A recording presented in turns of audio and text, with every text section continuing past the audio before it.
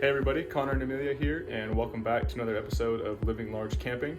Yeah, so last episode we got to go snow camping in our four-wheel camper. So if you guys got to watch that, we hope you enjoyed it. We had a really fun time making it and camping in 20 degrees. But if you didn't, we're going to link it here for you so you can watch it.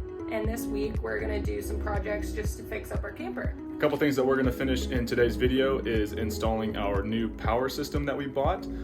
We also have a toilet to install, a 120 volt pass-through on the driver's side for shore power, and then we're going to build some cushions for the bench seating inside. So stay tuned, subscribe if you're new here, and let us know what you think in the comments. Thanks for watching. One of our main constraints with living full-time in this four-wheel pop-up camper this summer is power.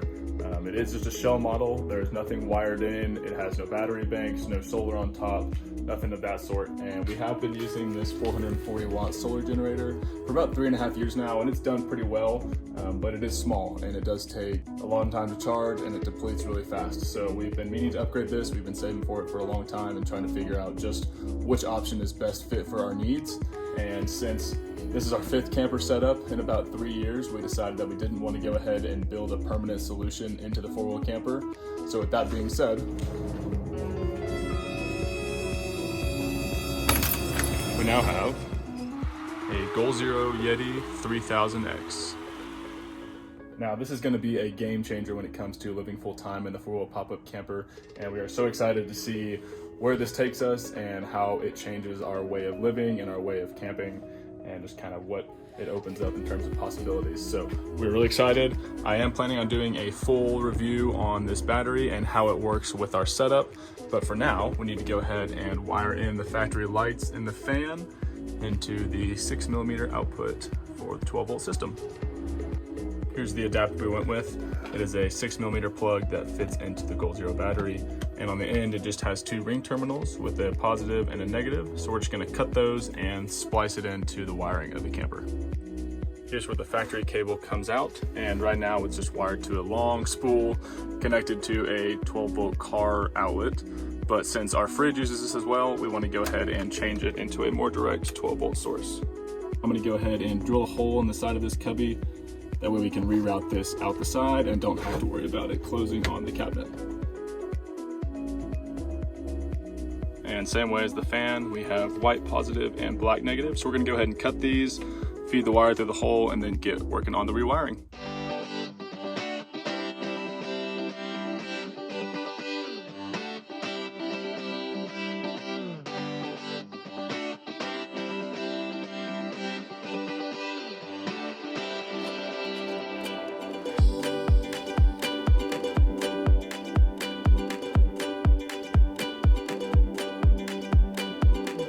So now we'll take the Goal Zero adapter, and I went ahead and marked the positive cable, you can see that there, with blue tape so we know which one it is, and then the negative, and we're just going to cut these off.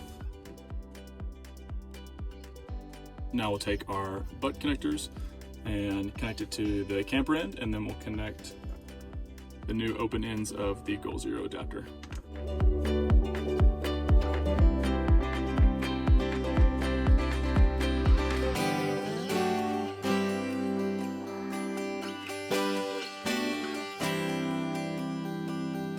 Now that we have both these connected, we're going to go ahead and plug it in to see if it works. Go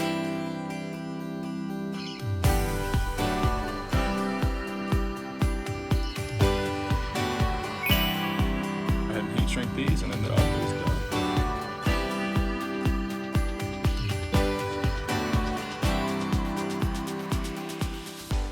Alright, and the wiring is done on the Goal Zero. So another reason that we went with the Goal Zero as a self-contained battery unit instead of trying to put a deep cycle battery or a lithium battery and an inverter in here is the lack of space. We don't really have any way to fit all those components with the wiring and everything.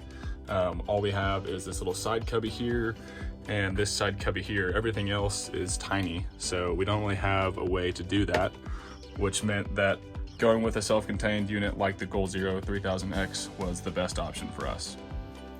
And while we're on the subject of available space and this side cubby on the camper, hopefully this next product will fit perfectly in this little spot here. And that is the toilet. This is the 5-gallon 970 series. We got it on Amazon. It was $130 and it was the same price as the 2.5 gallon, so the smaller one. And based on the dimensions, it should fit perfectly in this little cubby right here.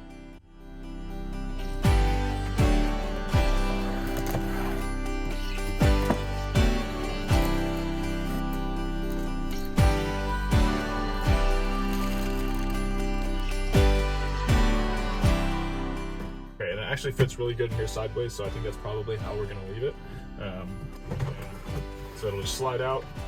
You have your water fill here for the fresh water, and then this is your pump to make the drain work, and then it'll open up, drain it down, and since it is a cassette type toilet, it does just come apart in the rear, lift off, and there we go.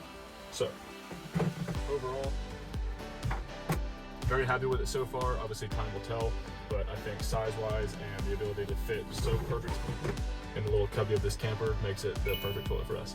Okay, so now that the toilet's in and the wiring is done, another project that we need to get done this week is installing this 120 volt pass-through into the camper. That way we can plug in the Goal Zero charger and run it off the inverter that's already in the truck. And let me explain that a little bit more. So since we decided not to go with any solar panels on the roof of the camper, that also helped persuade us to get the larger battery, so that way it'll allow us to be off-grid for about a week at a time. And since we don't have any solar to charge it, we need a way to charge it off the truck, and we considered using a 12 volt socket plug and running an extension through the truck, but I think it's just going to be more beneficial to have a shore power plug-in and run that off of the truck, so that way we can charge the battery at a higher voltage. All right, so here's what we got. We're gonna mount this into the side of the 4-wheel camper, and you'll be able to plug an extension cord in here. And basically it's just a pass through. That way we don't have to go through an open door or keep opening the side of the camper here. So we installed one of these on the cargo trailer and it was really great and worked really well. So we're gonna do that again here. We're gonna drill the hole on the outside of one of these cubbies. That way the cord can stay in here most of the time. And when it's not in use, it'll be tucked away. And then whenever you need to charge the Goal Zero, you can plug it in there and it won't take up too much space. All right, so we have our 2-inch hole saw, and we are gonna go ahead and drill a small pilot hole in the inside of the camper. That way we know where to go on the outside. And then we'll come out here and drill the 2-inch hole somewhere up here.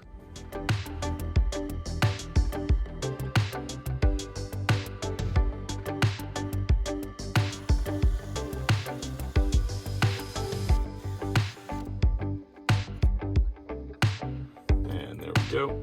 See the nice 2-inch hole through the outside of the camper there. So now we'll just feed the cord through, and then it's got this rubber gasket on the outside that will seal this to the camper, and then we'll screw it in.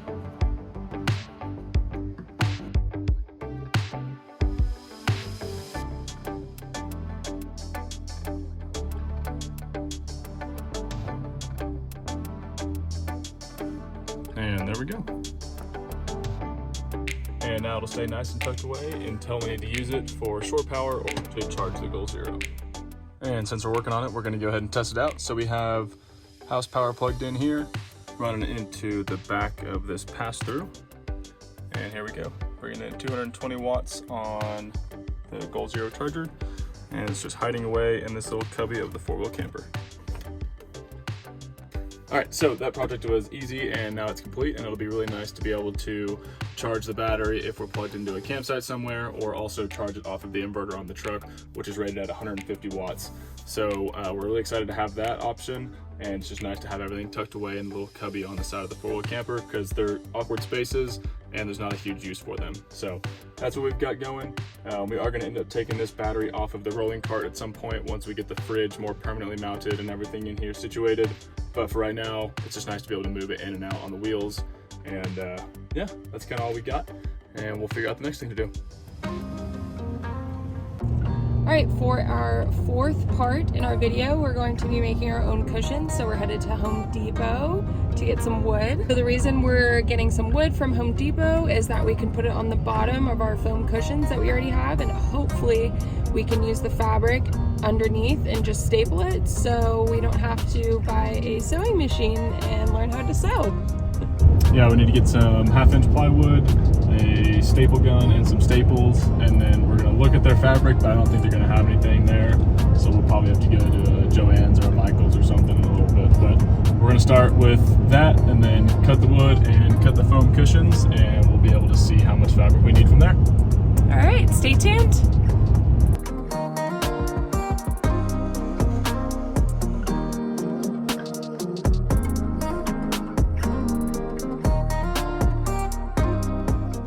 Okay, so now that we have the toilet done, the Gold Zero wired and installed, and the pass-through electrical for the 110 volt outlet on the camper, it is time to start making the cushions that go inside along the bench seats in an L, or I guess U form. So what we have here is some 3/8 particle board, and then we had a bunch of this 4-inch foam. We have bigger pieces than this, but it's left over from an old camping mattress. So we're gonna try to do very simple no-sew cushions, where we cut a piece of board to go on the bottom of the cushion and then staple the fabric around it and some spray adhesive and stuff. So we're gonna get started drawing these out and cutting the boards, and then we'll start to cut the foam.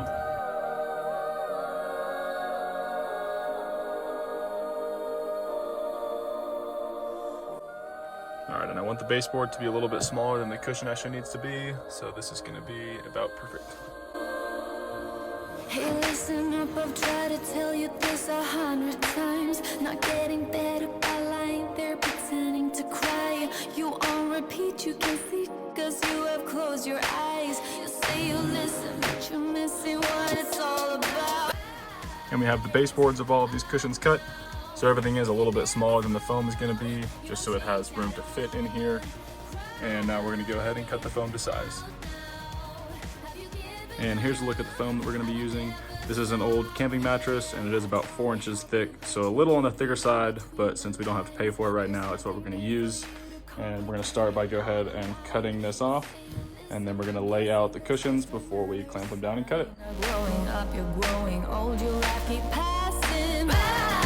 Rise up now. If you never fall, you don't change at all.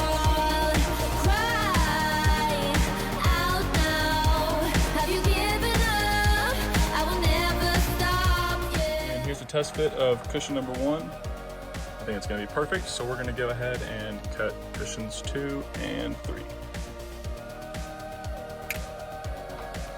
Okay, so now that we have all the foam pieces cut and the boards that are going to be on the bottom of the cushions cut, we can go ahead and use this 3M spray adhesive, and we'll spray the cushion and the board, and then we'll let that sit and cure for a minute.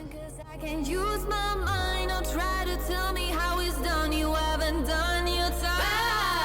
Rise up now. If you never fall, you don't change at all. Cry out now. Have you given up? I will never stop, yeah. So we let this dry for a couple minutes, and now it's all nice and stuck on there. So now we're gonna go ahead and start looking at the fabric. This is just a outdoor material. It's gray. It was pretty cheap at Joann's, and so we're gonna figure out how to wrap this. We ended up going with 3 yards of this fabric, and I think that'll be enough, so we're gonna find out.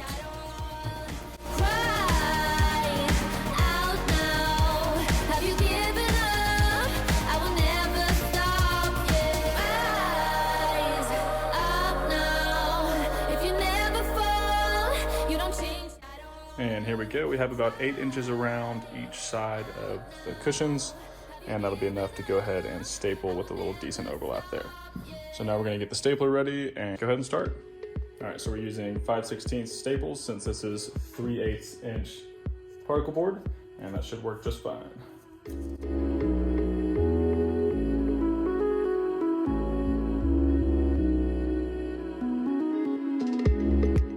Here we have side 1, and I think it's going pretty well. I left the corners because I gotta figure out how to do those, but so far it looks nice and tucked in there. Corners stapled in tight, and then I'm just gonna spray some foam adhesive right here and hope that it sticks.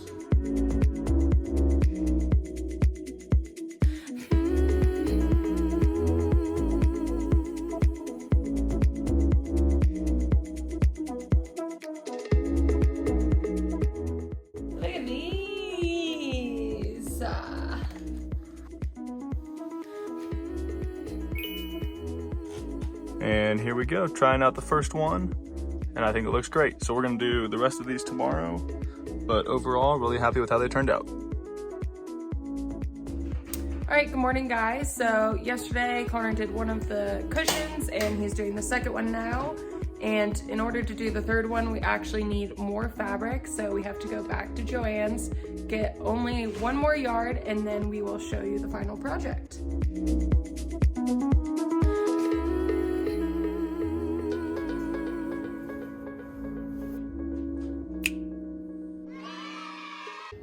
All right, and now that we have all 3 cushions done, we're gonna go ahead and spray a coat of fabric water shield on it, just to help protect them inside the camper.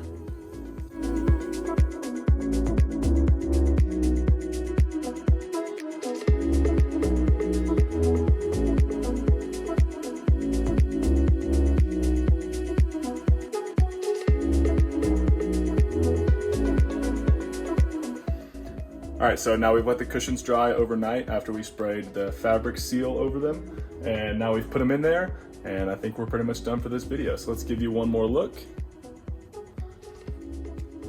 And here we have the DIY no-sew cushions for the 4-wheel pop-up camper and our Goal Zero Yeti 3000X. Hope you enjoyed this video this week. If you have any questions or comments about how we did the cushions or any of the wiring with the Goal Zero or anything like that, let us know down in the comments and we'd be happy to answer those for you. And next week we're going to take it to Arkansas, which will be our longest trip with this 4-wheel pop-up camper. And we're so excited to make that video and kind of bring you along with us. Yeah, so thanks for watching, and we'll see you next time. Bye, guys.